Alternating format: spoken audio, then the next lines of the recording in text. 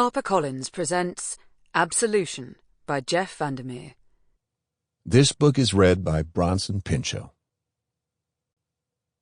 For Anne. There shall be a fire that knows your name. Dead Town. 20 years before Area X.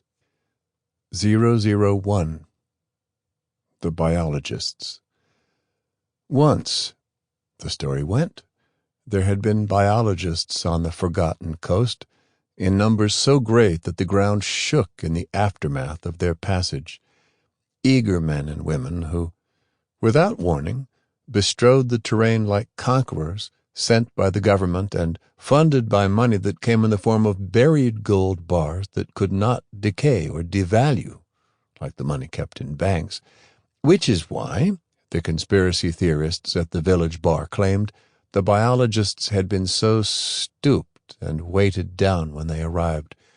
Their packs had been full, not of supplies and food, but of gold.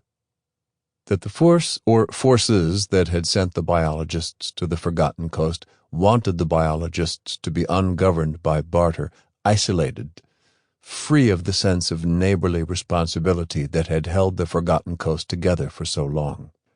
That the biologists had been complicit, aware of their role, which was important, old Jim believed. They had to be complicit if the folks in the village bar were to keep telling the story, because if they weren't complicit, telling the story meant the story would at some point peer back and condemn the teller. In their initial explorations, the biologists, clad in their yellow gloves, carried out a series of ever more arcane rituals. They plucked clumps of native grasses from the mud flats with a finicky precision, tweezered scraps into vials. They shoved bits of bark mottled with lichen into tiny metal boxes. Jars small and large allowed them to sample strange aquatic species like crayfish and mud puppies. At night, they slept in space-age sleeping bags that looked at times like the vanguard of an alien invasion, shimmering silver cocoons against the dark green of tree islands and the golden wash of reeds and the drab gray-brown river mud pocked with the holes of fiddler crabs. The decision to conduct an initial survey and then later bivouac inland had been made by someone higher up, someone remote who thought a permanent location on the beach would seem to flaunt, according to one biologist in their diary.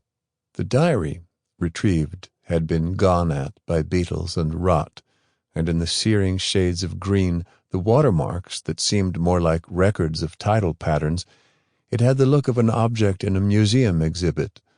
Old Jim had run his hand over the roughness of that faux coastline more than once, as he read the faded pencil marks, before he'd thought, almost quaintly, of contamination and put the journal back. None of the locals ever did get a straight answer about why the biologists had been sent. This much old Jim knew from the files because it had been ordered that no straight answer ever be given to those people. But perhaps that didn't matter either, for most of the locals had always seen the government as an invading hydra. The slid-off answer, as one local called it, only reaffirmed the long-held suspicion, the desire forever gestating in them, to be left alone, left to whatever state of dissolution and decay or, yes, peace they aspired to in that wild and beautiful place. In the transcripts, Man-Boy Slim, a rickety, thin 20-year-old local with, at a cursory glance, a distinguished career at that time of stealing hubcaps and hunting deer out of season, made many claims about the biologists. For example, he claimed to have seen a biologist leap into the air and catch a dragonfly with his teeth. So delicate this maneuver that the lithe biologist spit the insect unharmed into a jar, where it vibrated a confused, blurred emerald, unsure of what had happened. Already, almost from the start, the biologists were changing from something human, in the eyes of the locals, Sample complete. Ready to continue?